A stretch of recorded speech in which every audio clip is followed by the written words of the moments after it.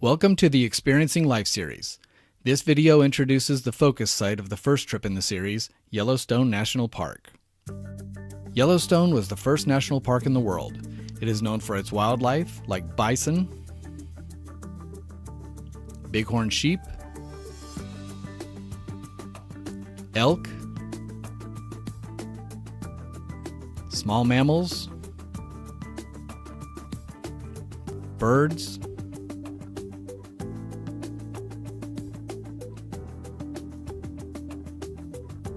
and more. It is known for its waterfalls and canyons,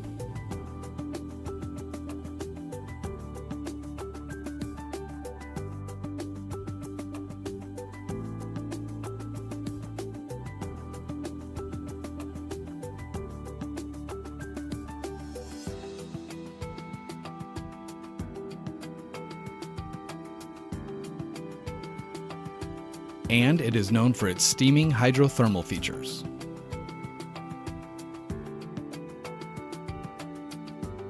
Geysers,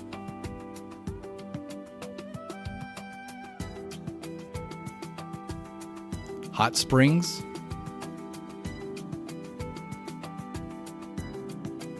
and fumaroles.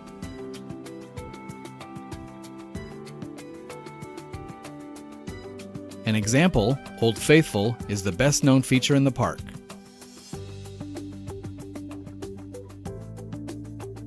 What many people do not realize is that Yellowstone is also a prime location for experiencing microbes on a scale that they can relate to. Bacteria and other organisms color the waters around hot springs and geysers.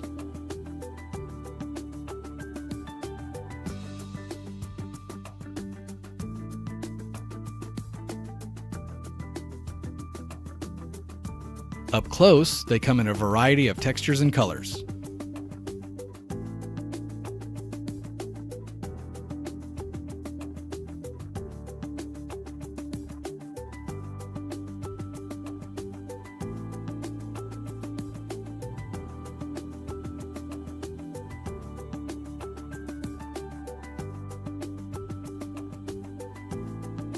They also provide food for other organisms like flies. Microorganisms here have adaptations that allow them to live in the very hot waters that come from the hydrothermal features, and you can experience these organisms here like nowhere else in the country. The Experiencing Life series is all about this concept, experiencing the wide variety of living things in meaningful ways. It is also about providing your own life with experiences that are exciting, interesting, and fulfilling.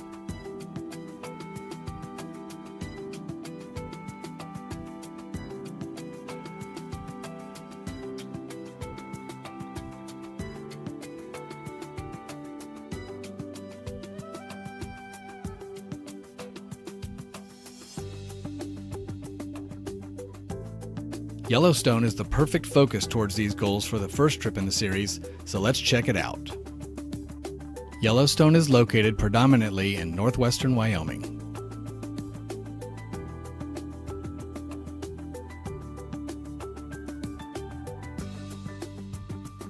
There are 5 entrances to the park, all of which lead you to the Grand Loop Road at the core of the park. This guide will start at the south entrance and divide the park into 8 segments, most of which could easily occupy you for a day or more. The first segment, highlighted in green, runs from the south entrance to the area around Old Faithful. The second segment includes the majority of hydrothermal features in the park, contained within the geyser basins along the FIREHOLE River. The third segment contains the area around Madison Junction. The fourth segment focuses on the Norris Geyser Basin from Artist Paint Pots to Roaring Mountain. The fifth segment brings us to the area around Mammoth Hot Springs. The sixth segment includes much of the northern part of the park, from the Tower Roosevelt area to the Lamar Valley. Segment 7 is where the Grand Canyon of the Yellowstone is the focus, and also includes the Hayden Valley. The 8th and final segment is centered on Yellowstone Lake. Let's look at each segment in a little more detail. The first segment is really the only one where a full day would be a little much. Entering the park from the south, as of 2017, one of the first things you'll notice is the trees. Yellowstone is dominated by lodgepole pine forests, but most of the trees are shorter than usual, except for a few scattered tall trees that look less healthy or dead. A large fire swept through Yellowstone in 1988, killing many trees from the time. The short trees have only been growing since that fire, showing the resiliency of the forest.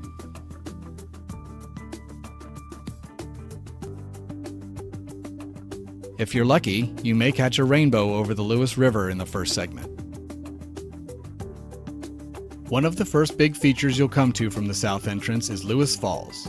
The falls, as well as the river and the lake in the area, were named after Meriwether Lewis of Lewis and Clark, whose travels brought them into the Yellowstone area. The first visitor center you come to is located in Grant Village, which has exhibits and information about the effects of the fire in 1988. It will also provide a glimpse of Yellowstone Lake. Stay left, taking the loop road clockwise, and you'll drive over Craig Pass. And that's about it for the first segment. The second segment is one where you could easily spend 3 or 4 days, and it would be difficult to really appreciate in just one. This segment can be divided into 3 parts named for their locations along the Firehole River: the Upper Geyser Basin, Midway Geyser Basin, and Lower Geyser Basin. These are the areas where you will see some of the park's most famous features, like Old Faithful,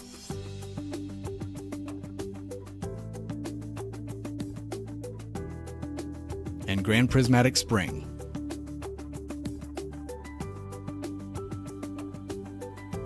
You can also see the wide variety of hydrothermal features, from hot springs,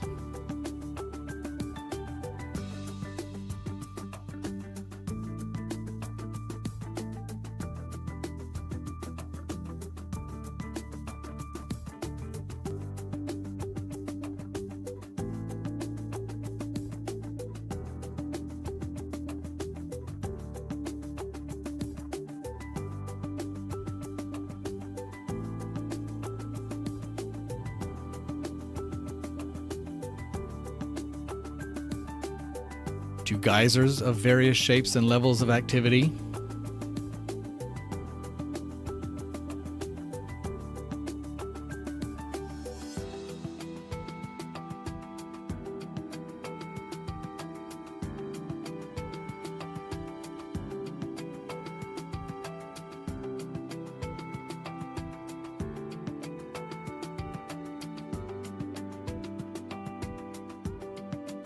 and even mud pots.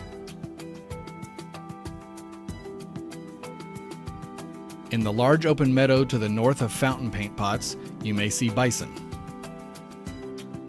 The visitor center in the area at Old Faithful has exhibits on the hydrothermal features of the park.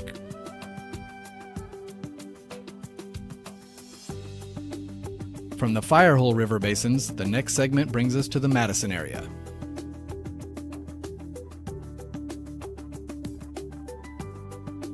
If you didn't see any bison in the Lower Geyser Basin, you may see one in the Madison campground. Near the junction where the Firehole and Gibbon rivers come together to form the Madison River is one of the oldest structures in the park, with National Park Mountain as a backdrop. Down in the valley, you may get to experience one of the park's herds of elk.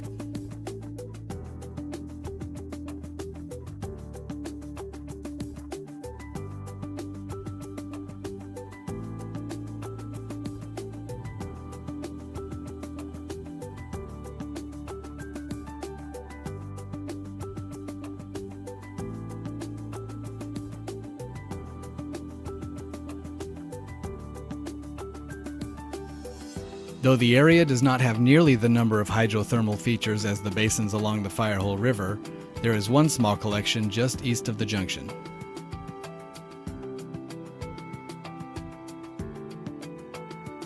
South of the junction, along a side road called Firehole Canyon Drive, is Firehole Falls. Another waterfall along the Gibbon River on the eastern edge of the area is Gibbon Falls. North of Gibbon Falls is the next segment, centered around the Norris Geyser Basin.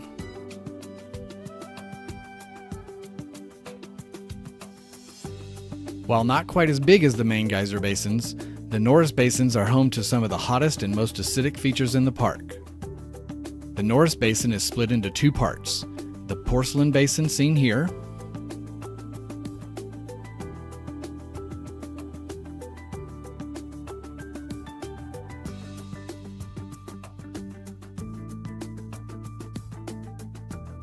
and the Back Basin.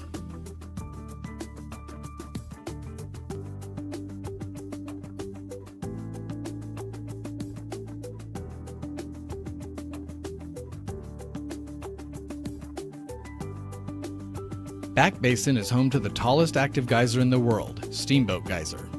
However, its eruptions are not at all predictable. South of the main Norris area is Artist Paint Pots. This area is one of the most colorful and beautiful parts of the park.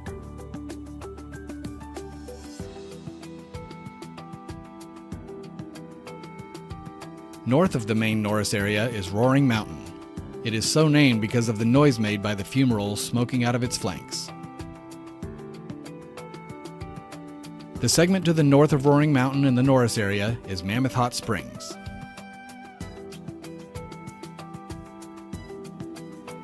A good place to start in this area is at the Albright Visitor Center, which has exhibits on the wildlife that can be found in the park.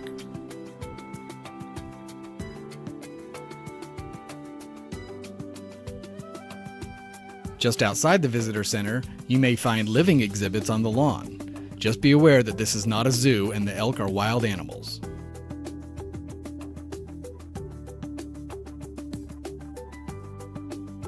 You may also see elk down the road near the hot springs. The Mammoth area is probably the most common place to experience this large member of the deer family.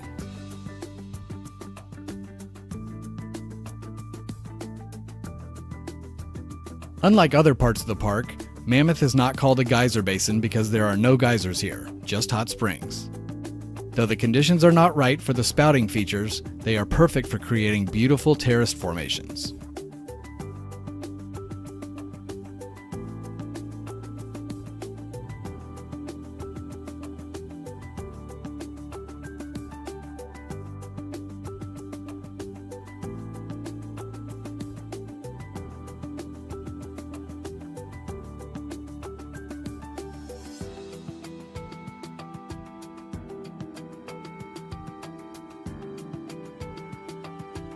To the east of the hot springs are some great waterfalls. Undine Falls is one example. Moving east across the northern part of the park brings you to the Tower Roosevelt area and the Lamar Valley. These areas, especially the Lamar Valley, are known as the Serengeti of North America because of the abundance of wildlife. You will very likely see bison here.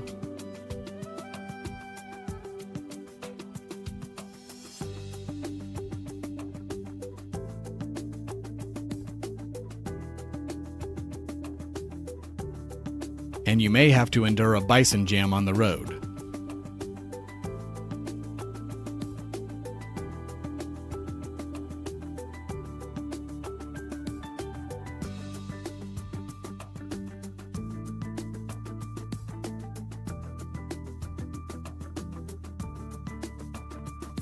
You may see pronghorns, either here or in the surrounding parts of Wyoming, and possibly bighorn sheep near Tower Junction. You may even get lucky and see a bear or a wolf, though not necessarily together like this. The next segment takes you over Dunraven Pass to the canyon area.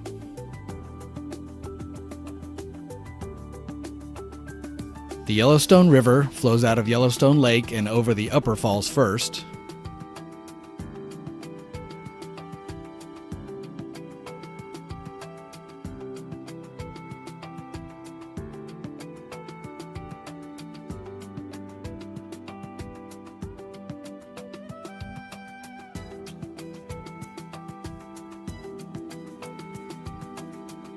Then flows over the lower falls and carves out the Grand Canyon of the Yellowstone.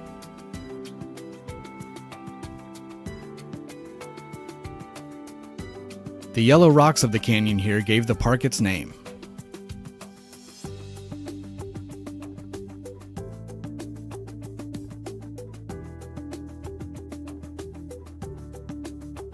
The final segment revolves around Yellowstone Lake.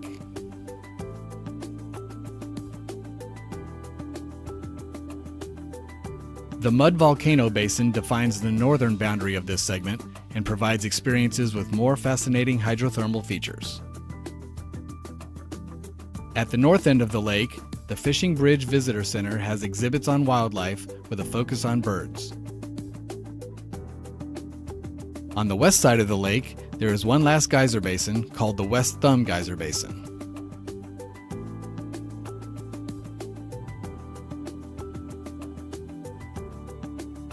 Some of the features are similar to those in other parts of the park.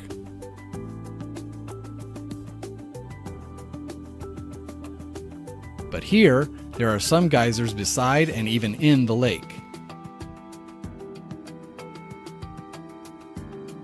And that completes the 8 segments.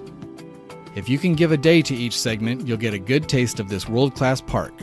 In the detailed videos to come, we'll go into more depth for each segment. The wildlife and plants will be explored in more detail.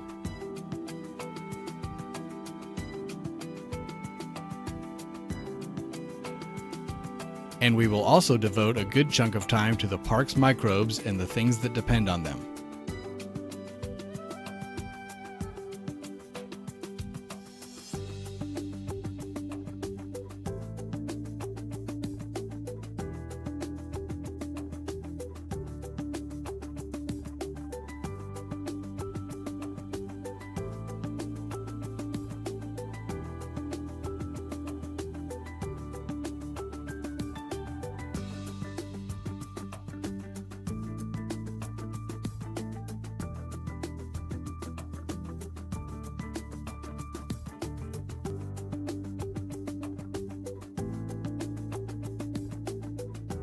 For more information on the 12 trips in the Experiencing Life series, visit lifetrips.net.